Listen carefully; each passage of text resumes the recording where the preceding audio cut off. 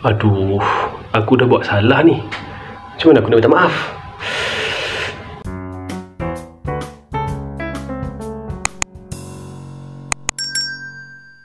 Assalamualaikum and what up YouTube? Welcome back to English Dojo for you. Okay, so if this is your first time watching my videos, make sure to like, share, comment and subscribe to English Dojo for you. Let's go. Baiklah, untuk konten minggu ini saya nak kongsikan how to apologize to your lecturer. Mesti ada yang pernah kena ni kan. Yelah kan, belajar dekat college, belajar dekat universiti, kadang-kadang kita ada buat silap. Well, you have to remember one thing, right? Sometimes we make mistakes and nobody is perfect. But if you somehow hurt your lecturer, it's always important to apologize to them. So you have to know a few tricks and techniques on how to do it properly. Jom. Alright, so in this video, I'm going to share 3 techniques on how to apologize to your lecturer. Okay, I know this is not going to be easy, but you'll have to try this. Okay, right. Number 1 is establishing a plan. So under establishing a plan, you have to look at number 1, reflect what you did wrong. Ini ramai orang yang tak tahu. Kita kena reflect balik apa kesalahan yang kita dah buat. Sebab kalau you tak tahu apa kesalahan you dah buat, macam mana you nak minta maaf? For example, it may be due to submitting an assignment late, you were too noisy in class, you irritated the lecturer in a way, I don't know. You guys tell me. Okay, so number 1 is to reflect what you did wrong. Okay, next, after you have done reflection, you have to practice. Now, this is not going to be easy. Saya tahu, kadang-kadang anda tak pernah minta maaf dengan lecturer, tak pernah buat. So kita akan rasa gugup. You would feel anxious. There will be anxiety and so many things. There will be so many factors affecting this. So you'll have to practice ahead of time. When I say practice, you have to start saying, "I'm sorry," or I am really sorry. Dia dah mula. Kita kena praktis cakap depan cermin. Minta maaf tu, kena praktis. Memang kena praktis. Sebab apa? Kita tak perasan, ataupun kita mungkin akan menghadapi sedikit masalah bila kita nak bertemu mata dengan mata. So, like I said, once you have reflected your problems, then practice ahead of time. Okay, practice cara nak minta maaf tu. Okay. Next, you have to find a good time to talk to them. You need to find a good time to talk to them. You can't just simply barge into his class and apologize. No, you can't just simply go into his room and there's someone else in his room actually, or you go into his room and he's actually having an online meeting. So the best thing to do is look at his schedule on his door and look at the time when he is available. Okay, then submit or go up to him and say, "Excuse me, sir, can I speak with you for a while, or can I arrange, or can you arrange some time so that I can come and see you?" So you need to find the right time to go and talk to them. Okay, right. So this is number 1, which is establishing a plan. All right. Tip number 2. This is very important. All right. Being sincere. Kena bagi nampak ikhlas. Bukan semata-mata nak minta maaf. Kita kena bagi nampak yang kita nak minta maaf dengan ikhlas, dengan jujur. Let there be sincerity when you do this. Okay, now first things first, say you are sorry. Yes, go up to this person, look him or look at her straight in the eye and apologize. I'm sorry. Or I apologize. Jangan tengok dekat dinding, jangan tengok dekat ceiling, jangan tengok dekat kapet. Okay, right? You should not be looking at these areas. You should be looking at the person straight in the eye and say, "I am sorry." Okay. After that, explain why you are apologizing. You can't just simply say sorry and then leave them and expect them to know what you are saying sorry about. Faham tak? Takkanlah kita cakap, "Saya minta maaf," lepas tu belah. Mana boleh macam tu. Kena bagi tahu kenapa you minta maaf. And be very specific. Sometimes kan, kadang-kadang mungkin lecturer tu tak ambil pot pun, tapi kita rasa bersalah.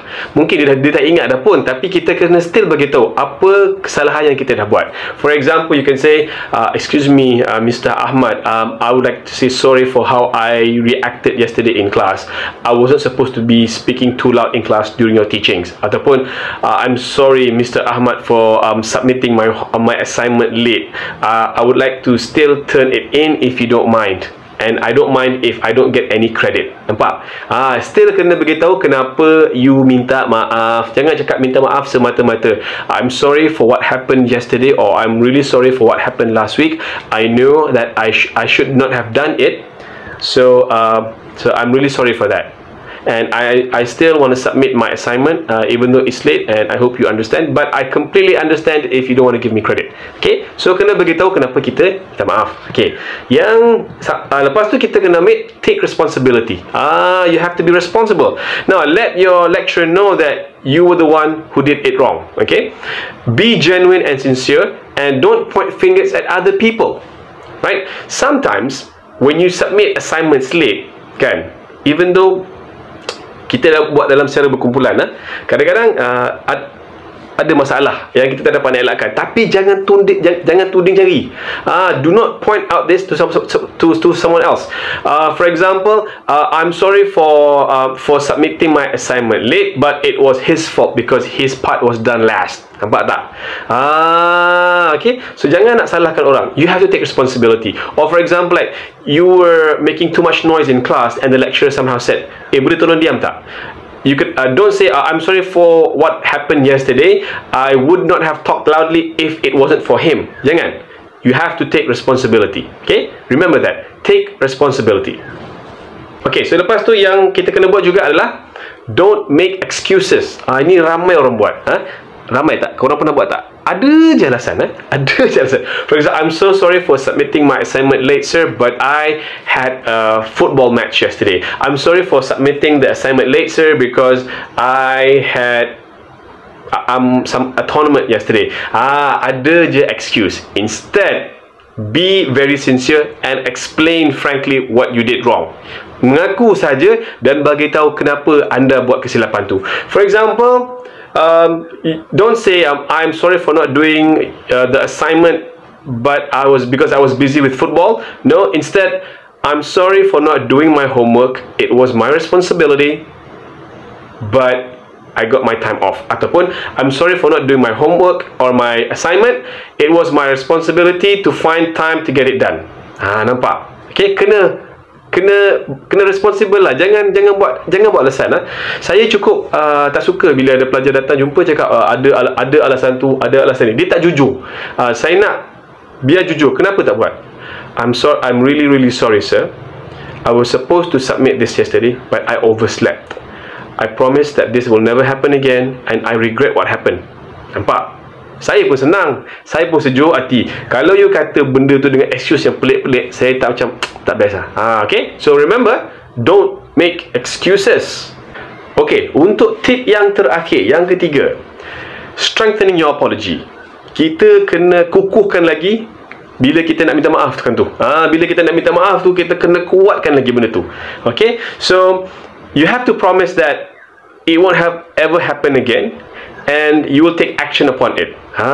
Promise it won't happen again and act upon it. Okay, if you are apologizing for not doing your assignment, start making sure to do your homework or your assignment.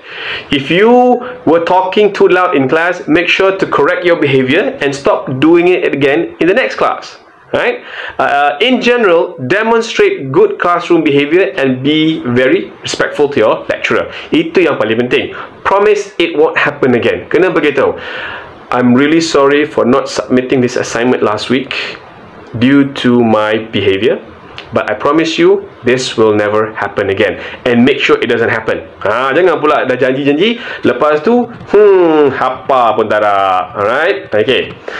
Now, when you are apologizing, you have to have appropriate body language. You know appropriate body language? When you are, if you are seeking for forgiveness, how should it be? Macam mana kita patut buat? Adakah kita cakap macam tu je, kerah macam batu? Tak. Tangan ni memegang peranan. Excuse me, sir. Right?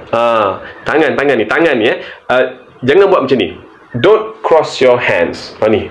Nak minta maaf tapi berdiri depan lecturer, dia silangkan tangan dia. Jangan. Okay? Jangan terlampau relax, menyandar kat kursi, cakap macam tu. Saya nak minta maaf sebenarnya. Hari ni saya bukan tak nak hantar cik, tapi macam mana kita nak bagi benda tu ikhlas kan? So, your body language is everything. When you are trying to apologize, your fingers, your hand, excuse me sir, Mr. Ahmad, I'm really sorry. I hope you can accept my mistakes. Nampak? Ni, ini, tapi janganlah over. Janganlah pula, Mr. Ahmad, I'm really sorry. Can you forgive me? Janganlah macam tu, melampau lah. But have appropriate hand language. You know, when you talk and you assist that with hand movement and body language, the message becomes much stronger. Okay, so have appropriate body language. Okay, seterusnya, apa yang anda perlu buat? Write your lecturer an apology note. Ini ramai orang tak buat. Dia minta maaf secara mulut saja, tapi tak bagi surat. Kena bagi surat. Kalau you dah terguriskan hati lecturer you, setakat mulut ni tak cukup tau. Kena bagi surat.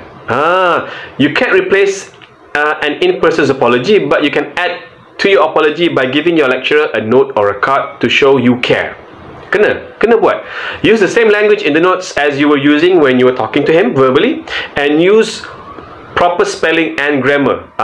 Janganlah pula hantar surat tu grammatical error pula dah. Suruhlah orang proofread. Sebab tu, kenapa kena bagi surat? Sebab dia macam ni, bila kita bagi surat, menampakkan kita ni lebih ikhlas nak minta maaf. Nampak dah lah, kita dah minta maaf dengan mulut, lepas tu kita bagi surat pula. Nampak? Dia lain efek dia.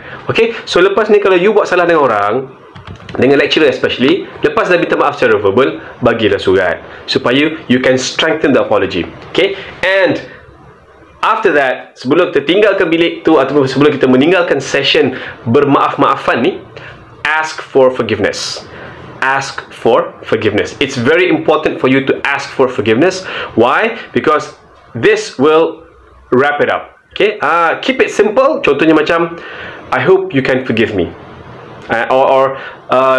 Don't worry if your lecturer does not forgive you, but this might need time to think about for your apology. It might not work instantly. Mungkin bila anda minta maaf tu, dia tak terus maafkan anda, tetapi at least anda dah cuba yang paling terbaik untuk minta maaf, dan tu pulang pada dia lah, sama ada dia nak terima ke tidak. Okay, tapi yang paling penting, end it by saying, I hope you can forgive me, ataupun saya harap cik dapat maafkan saya.